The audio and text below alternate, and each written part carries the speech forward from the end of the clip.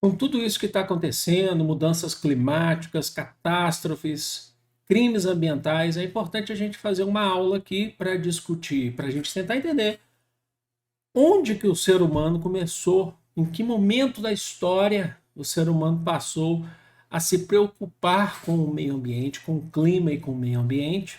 E é isso que a gente vai fazer aqui hoje, passando inclusive pelos acordos e protocolos do século XX até chegar ao atual, que é o Acordo de Paris. Então, a gente vai ver um pouquinho de cada um deles, o que, que cada um exigia, quais as demandas, qual a agenda, tá bom?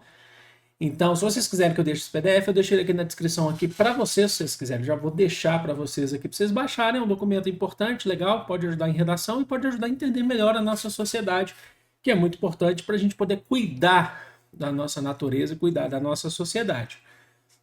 Também, antes da gente começar, queria pedir um voto de confiança de vocês mais uma vez, porque nós estamos concorrendo ao Prêmio Best 2024 para influenciador de educação e o trabalho está sendo feito trabalho árduo, mas está sendo feito, é um trabalho muito sério nosso aqui. Estou concorrendo lá à categoria. A gente está lá na frente e a gente quer manter essa posição até os 20 primeiros aí, são os classificados para a próxima fase. Então, se você puder me dar o seu voto, é um voto por dia. Eu deixo aqui no comentário fixado, tá bom? Então vamos lá, então, começar. Aqui já vou mandar para vocês aqui a nossa querida apresentação. O meio ambiente na Idade Moderna, que é quando você já começa a ter alguma preocupação sobre preservação ambiental durante a Idade Moderna, tá bom? Então, durante o processo de colonização da América pelas potências europeias, é importante destacar que, principalmente quando a gente fala em América Espanhola e América Portuguesa, as duas colônias eram consideradas colônias de exploração. Você tinha outras também, pelo ponto de vista holandês, pelo ponto de vista francês, até pelo ponto de vista inglês. Mas principalmente aqui trazendo mais para o nosso caso de América Portuguesa e América Espanhola.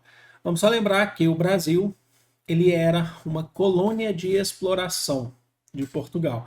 Então a gente fazia parte, na verdade, era a parte mais importante da empresa mercantilista ou do negócio mercantilista português. Então você não tinha preocupações em preservar o meio ambiente. A ideia era extrair tudo que eles pudessem do Brasil. Primeiro que você não tinha pesquisas. Eles sim, você tem relatos de que portugueses e espanhóis percebiam que em determinadas regiões que eles estivessem na América, isso era geral, isso não era só na América, não. Você tinha um clima mais ameno ou um clima mais quente, dependendo da região que eles estivessem, dependendo do número de árvores, tá? Mas se teve algum tipo de reflorestamento, ele era pautado principalmente numa exigência momentânea. Não se tinha preocupação em preservar o meio ambiente, tá bom? Então eles não tinham eles não pensavam na questão do futuro. Essa questão do futuro eles começam a pensar só depois. Com a Revolução Industrial, século XVIII, mas principalmente século XIX, a gente começa a ver consequências da degradação ambiental. A Revolução Industrial ela começa no século XVIII na Inglaterra, já com extração, já com consequências na Inglaterra, com efeitos poluentes na Inglaterra já no século XVIII, mas é no século XIX que isso começa a se atenuar, principalmente porque o século XIX é o século do imperialismo. O imperialismo está contido principalmente ali na segunda fase, na segunda Revolução Industrial, que é quando essas indústrias se expandem para além das fronteiras da Europa e dos Estados Unidos e chegam, por exemplo, em continentes como África e Ásia. Você tem mais desgaste do solo, você tem mais extração de minérios.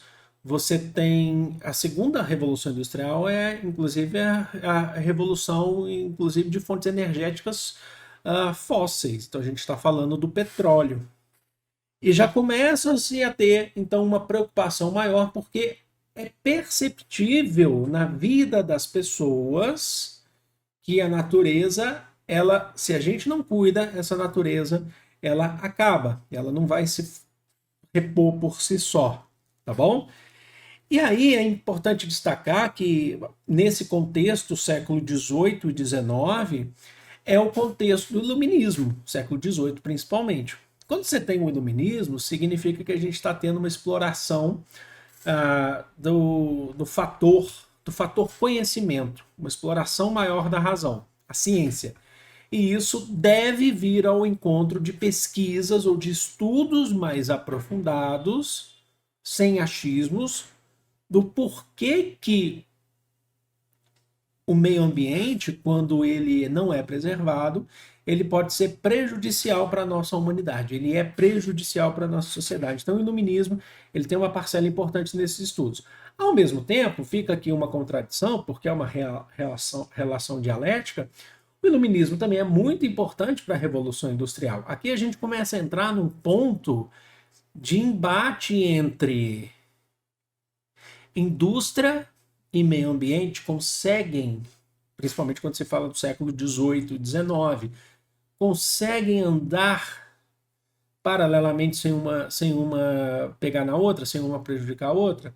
Dificilmente. Tá? Então é uma via de mão dupla. Tá? É uma via de mão dupla porque, ao mesmo tempo que você tem estudos maiores já falando sobre meio ambiente, você também tem crescimento da indústria poluente. Então, um dos nomes aqui que a gente tem é as análises, inclusive, sobre preservação ambiental que começam a se fazer no século XVIII, elas ainda são eurocêntricas. A gente está entrando no período do imperialismo daqui a pouco, no século XIX.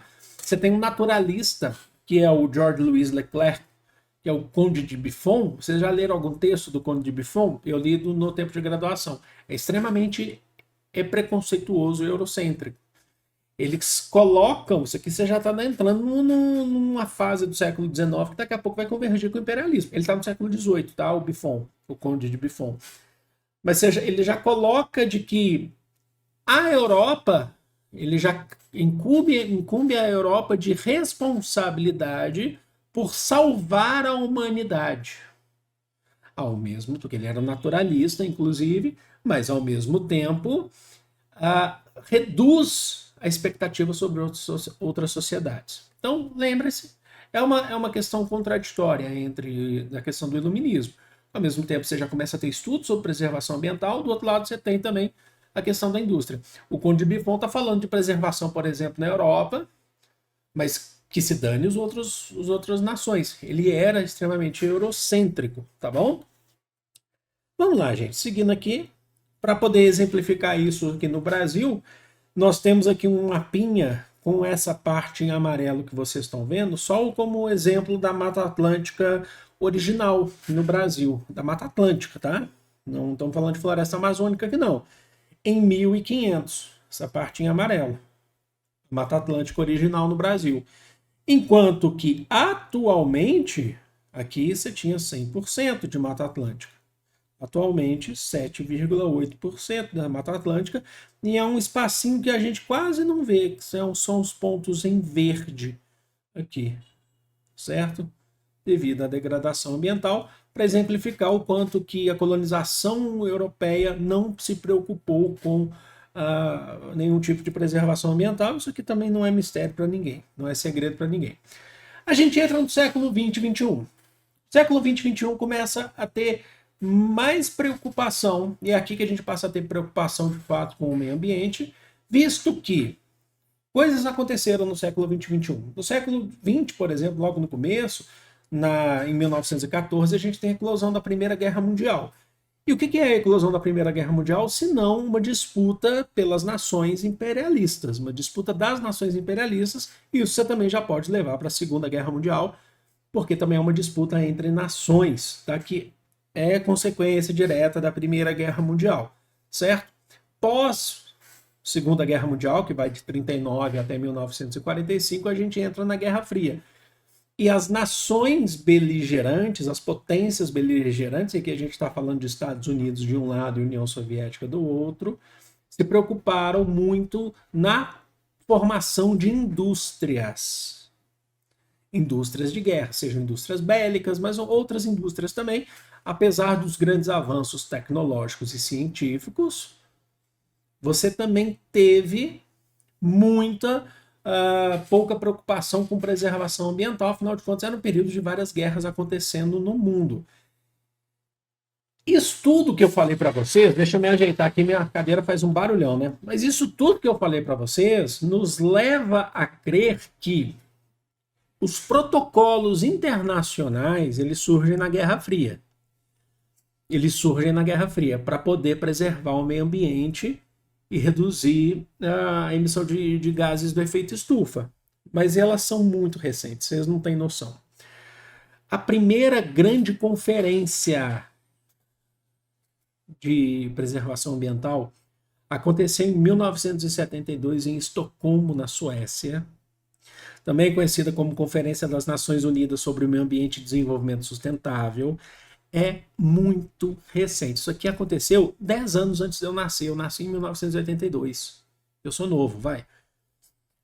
113 países assinaram, certo?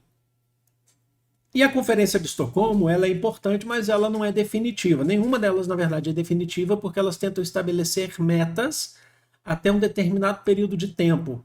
Aí, chegando nesse período de tempo, é assim que funcionam as conferências, tá? Nesse determinado período de tempo, há uma análise dos países envolvidos se deu certo ou não. E aí é preciso ver como é que está o clima naquele período, como é que está o meio ambiente naquele período, mundialmente falando, e aí se faz uma nova conferência. Ou aumentam-se as metas daquela. Na Conferência de Estocolmo, ela é muito importante, mas não foram definidas metas específicas para os países para a preservação ambiental. Porém, ela é um ponto inicial porque foi redigida a Declaração da Conferência das Nações Unidas sobre o Meio Ambiente Humano. Ela cria uma declaração responsabilizando todo mundo, os países envolvidos, de que é preciso agora ter políticas mundiais, globais, assinadas pelos países, pelos estados, para a preservação ambiental. E ela estabelece apoio financeiro dos países envolvidos, dos países desenvolvidos, desculpem, aos países naquele período subdesenvolvidos, que a gente falava. No tempo de Guerra Fria se falava muito em primeiro mundo, terceiro mundo. Esse conceito é extremamente preconceituoso e a gente não utiliza mais. Tá bom? E na Conferência de Estocolmo também foi afirmado o dia 22 de abril como o Dia da Mãe Terra. Na verdade, não foi em 1972, esse dia foi colocado em 1970, 2 anos antes, no Senado dos Estados Unidos, mas aqui a gente tem a primeira conferência que afirmou o dia 22 de abril como o Dia da Mãe Terra. Então ele é um ponto inicial aqui para a gente.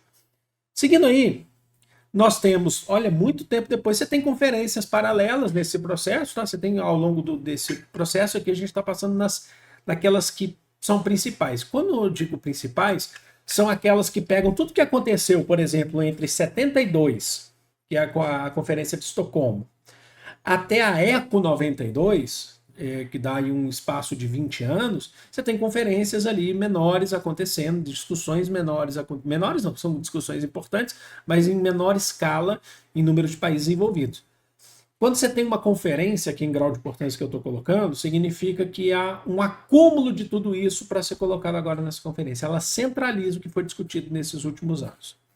A ECO 92 aconteceu no Rio de Janeiro, certo? Também, então, ela é conhecida como Rio 92, envolveu 172 países e mais de 1.000 organizações não governamentais. Aqui é um ponto importante porque aqui a gente já começa a ter a responsabilidade e os debates saindo só dos gabinetes dos estados, dos governos, dos poderes executivos, entrando também para as organizações não governamentais, depois isso leva também à sociedade civil. Então o debate ele começa a ser mais amplo a partir da Rio 92. Tá? Os debates aqui começam a ser debates extremamente importantes que se fazem até hoje, tá? E não resolveram isso até hoje. Debate sobre sustentabilidade, que é atrelado à biodiversidade, redução de gases, que intensificam o efeito estufa, preservação da água e do ar e programas de ecoturismo e combate à pobreza. Então, como que a gente vai fazer para ter indústrias Isso aqui é um ponto muito importante, porque existe. Eu sei que tem gente que não gosta quando a gente vai falar isso, mas existe uma burguesia industrial. Mas como que a gente vai fazer uma conscientização para que o desenvolvimento industrial ele seja compatível com o desenvolvimento sustentável, também é a preservação ambiental? Bom, esse é um debate que se faz até hoje, e até hoje você tem muitas discussões sobre. Bom, nesse conceito aqui, que é muito importante, eu quero deixar até um registro. Quando eu era uma criança, né, em 92 eu tinha o quê? 10 anos de idade. Se você é mais ou menos da minha idade, um pouco mais velho ou um pouco mais novo, você vai se lembrar que a gente via na TV propagandas de desodorante aerosol, que o cara pegava o desodorante, não, da propaganda do Avanço. E eu lembro que a minha mãe, por exemplo, me proibia de usar esse desodorante, porque tinha todo um debate que isso prejudicava a camada de ozônio, o buraco na camada de ozônio que tinha lá na Austrália, né, se eu não me engano, né? Ou lá na região. E então a gente usava aquele desodorante da mesma marca, você tinha as marcas, né? Só que aquele que saía só o líquidozinho, você apertava ali. Você lembra disso? Era isso, basicamente, né? Um ponto extremamente importante que foi retirado da Eco 92. Então, a Eco 92, gente, ela não é ultrapassada no sentido de que, já estamos em outra. Ela é sempre lembrada. O que você tem hoje, por exemplo, que é atual é a Conferência de Paris de 2015, ela é um acúmulo de outras que vieram atrás. Então, por exemplo, foi retirada, foi estabelecida na Eco 92, ou Rio 92, a Agenda 21. E isso é um debate que se faz até hoje. A Agenda 21 está aí até hoje. Que é um documento elaborado pelos países participantes, que a função era justamente viabilizar um padrão de desenvolvimento sustentável para os países, tá? Que eles deveriam seguir. Então você tem um documento chamado de Agenda 21, que é discutido até hoje. Quem segue a Agenda 21? Está seguindo corretamente? Então, quando você tem novas convenções, essas convenções elas buscam discutir como que está sendo o cumprimento da agenda. Compreenderam? Bom, vamos lá. Seguindo aí. A gente chega depois num extremamente famoso em 1997, depois da Rio 92, que é o Protocolo de Kyoto, realizado no Japão, 1997. Ele é antecedido, como eu falei para você tem várias discussões anteriores, então entre a Rio 92 e Kyoto 97. Você tem, por exemplo, a Conferência das Partes, que foi realizada em Berlim, na Alemanha, em 1995, que tinha elaborado metas para redução de emissões de gases. O que a conferência, o protocolo de Kyoto tenta fazer é colocar em prática essas metas ou votar e reafirmar essas metas para que para que entrem em vigor, certo? Então, um dos grandes pontos, como eu falei para vocês, por causa da questão da camada de ozônio, essa questão do desodorante que eu falei, ela não é à toa, era a ideia de reduzir a emissão de gases estufa, né, que responsáveis pelo efeito estufa. Aqui a gente tem um ponto importante. Você tem ratificação por 55 países que representam, para ele entrar em vigor, 55 países que representavam 55% das emissões de gás do efeito estufa no mundo. Tá bom? Se eu não me engano, esse é o número mesmo. 55 países que representariam 55% da emissão de gás de efeito estufa no mundo. Enquanto os 55 países que representariam essa emissão de gás não assinassem, esse protocolo não entraria em vigor. Tá bom? Ele só foi entrar em vigor em 2005, isso é muito recente. Eu sei que teve gente aí que nem nasceu em 2005, mas é muito recente. Em 2005 eu ainda já estava fazendo faculdade e tal. Com a assinatura da Rússia. Tá? Então passa a entrar em vigor em 2005. Qual que é a meta? Vamos lá. Redução de gases com Z é uma sacanagem desenfreada que eu coloquei aqui, né? Eu devo ter colocado em algum outro momento. Mas vamos embora. Tá? Se eu achar de novo, eu mudo. Olha lá. Os países deveriam reduzir a emissão de gases. Estuda sacanagem também. Tudo bem, pode estudar, mas não é aqui que a gente está falando sobre isso. Vamos lá. de gases estufa, quem sabe faz ao vivo. Vamos lá, de gases estufa, em pelo menos 5,2% entre os períodos de 2008 a 2012. Como o protocolo de Kyoto foi feito em 1997, mas ele só conseguiu entrar em vigor em 2005, as discussões continuaram no protocolo de Kyoto. Então a ideia era a emissão de gases, redução de gases em 5,2% entre os períodos de 2008 a 2012. Mas tem mais ainda sobre o protocolo de Kyoto. Tá? Uma das questões aqui era a reformulação de setores de geração de energia, com cumprimento da utilização de energia renovável. A gente já tem uma preocupação aí de estabelecer mais energia renovável, menos energia fóssil. Utilização de transportes alternativos, tá? Para ser cada vez menos dependente do petróleo e de poluentes. Proteção de matas e florestas, e na data da vigência 2015 e 2005, os Estados Unidos ainda não haviam ratificado a sua participação no protocolo de Kyoto, alegando que as metas eram impossíveis de serem cumpridas de acordo com a indústria dos Estados Unidos. A gente não pode cumprir as metas de redução de mata, de energia renovável, nós temos uma indústria X, Y, aqui a gente bate numa relação de forças, que a gente está falando, que é a relação de quem manda e quem quer viver, tá bom? Quem manda na economia, que não quer entrar em protocolos, justamente porque isso reduziu, potencialmente, na concepção deles, reduziria gastos. Os gastos não, reduziria ganhos. Então, aqui é um ponto importante quando a gente fala sobre sustentabilidade. Aí a pergunta que eu faço para vocês: é possível ter essa sustentabilidade ou não? Fica aí para vocês. Então, acho que a gente tem que preservar cada vez mais o meio ambiente, tá bom?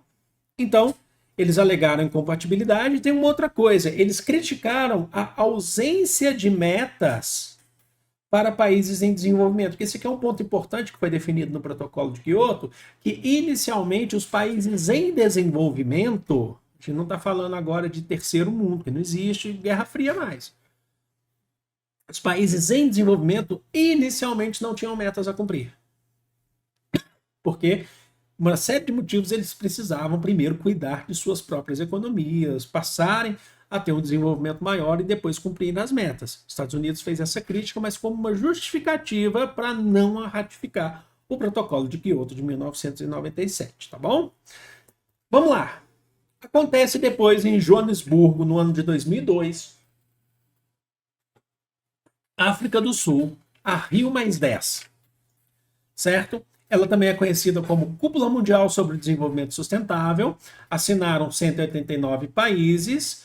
E um dos debates que a gente teve foi sobre acesso à água potável, proteção à biodiversidade. Muitos casos desses aqui eles são repetidos porque não se cumpriu metas. Muitas vezes não se cumpriram metas das outras conferências, tá? Na maioria dos casos não se cumpre metas. Aqui eu estou passando a teoria para vocês, os debates que eram feitos, mas o cumprimento de metas aí são outros esquemas. Mas ela também envolve outros pontos importantes aqui.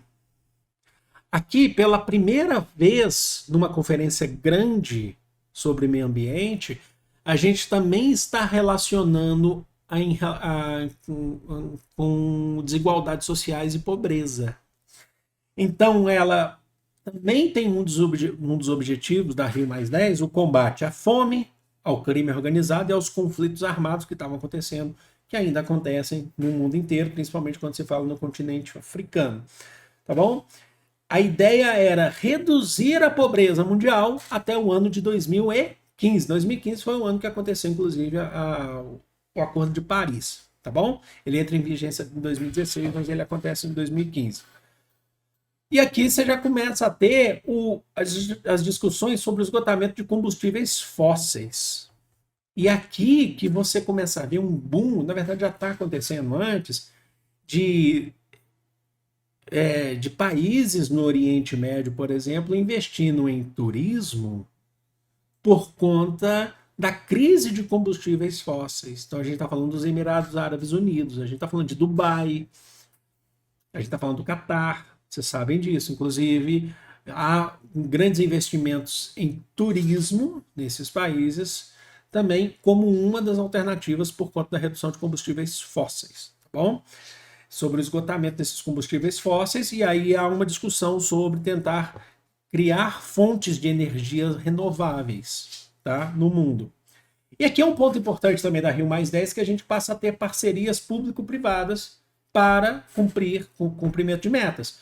Vamos só tentar colocar aqui para o Brasil. Pensa no Brasil 2002. No Brasil 2002, a gente está no finalzinho do governo do Fernando Henrique Cardoso, entrando em campanha aqui, no período de campanha eleitoral, onde o Lula vai vencer.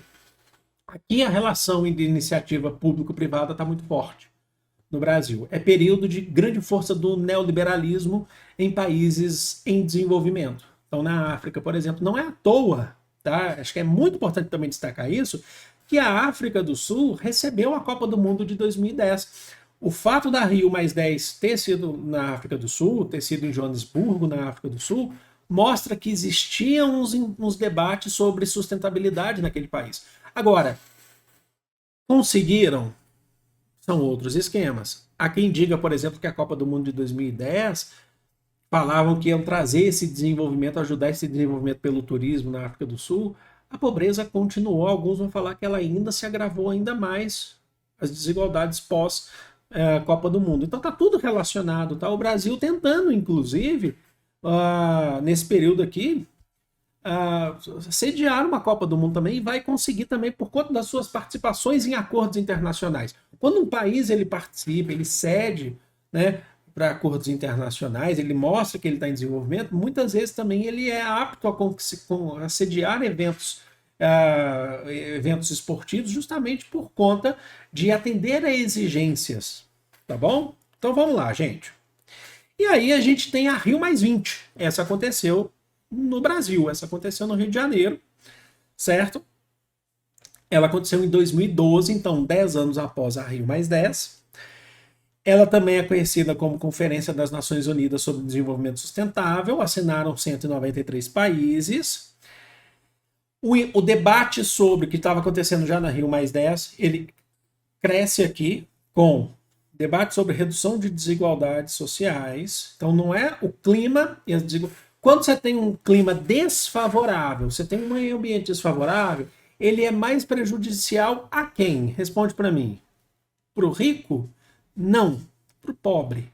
O pobre não tem muito para onde ir. Então, esse debate é muito importante. Tá? E a pobreza também, quando ela é explorada, ela também prejudica o meio ambiente, porque ela é explorada por alguém.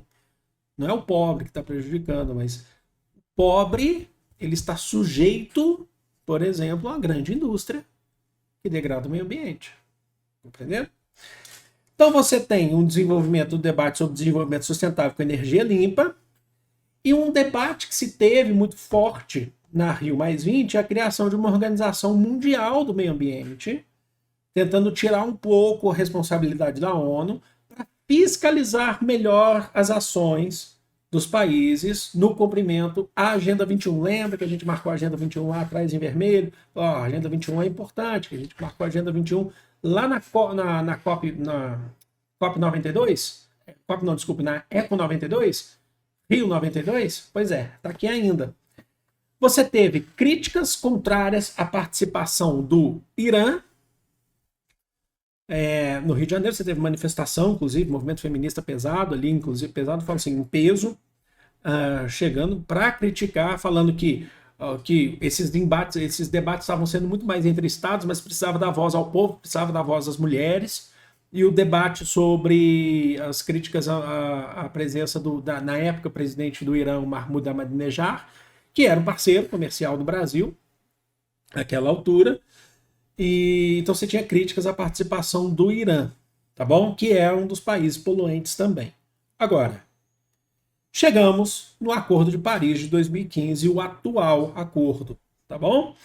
Também conhecido como os Acordos Climáticos de Paris. Aqui a gente já está falando em um ponto, ele é 2015, mas ele entra em vigor, em vigor em 2016, tá? Com a assinatura dos países.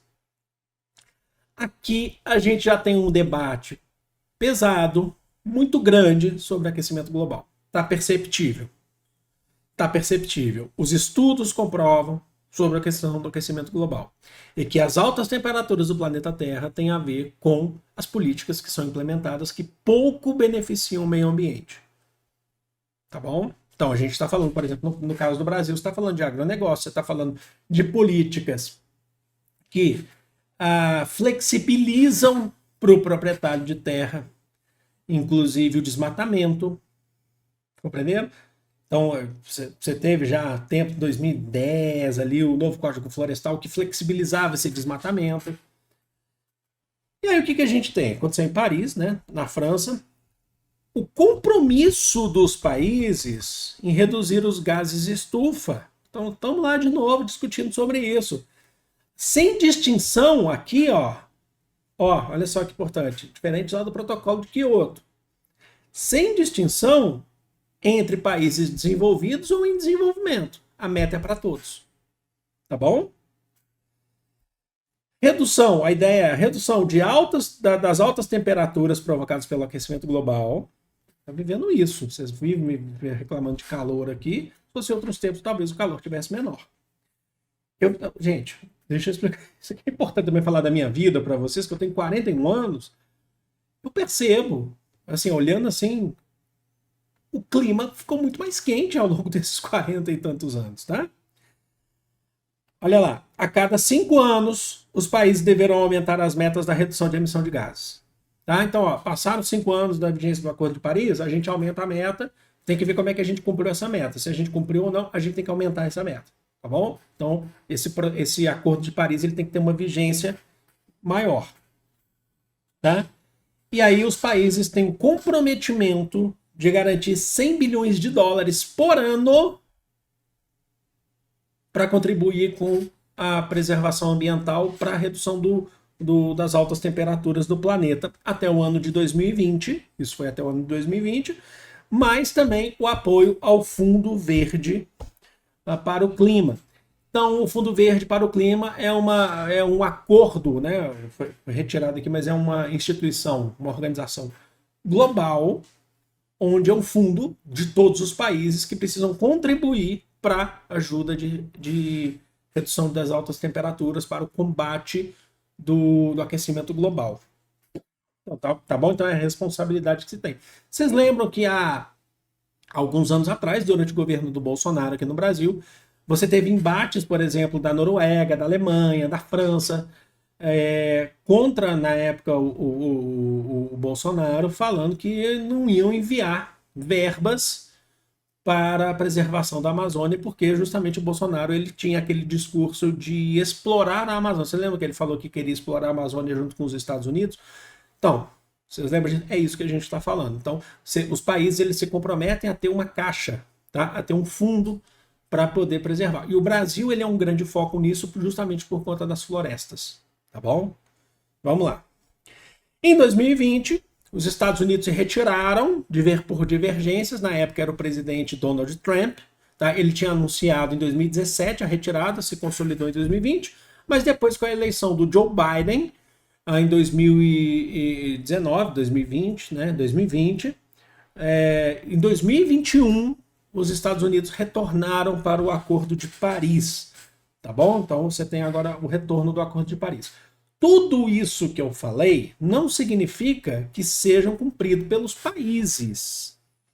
Tá? Inclusive o Acordo de Paris, que é essa obrigatoriedade da redução, como eu falei aqui para vocês, cadê a parte aqui? Ó, quer ver? Ó? Redução das altas temperaturas provocadas pelo aquecimento global. Será que isso foi cumprido pelos países com políticas nacionais? Isso aqui tem que ser colocado através de políticas nacionais, tá? Políticas nacionais, políticas públicas nacionais. Será que os países estão atendendo às metas do Acordo de Paris?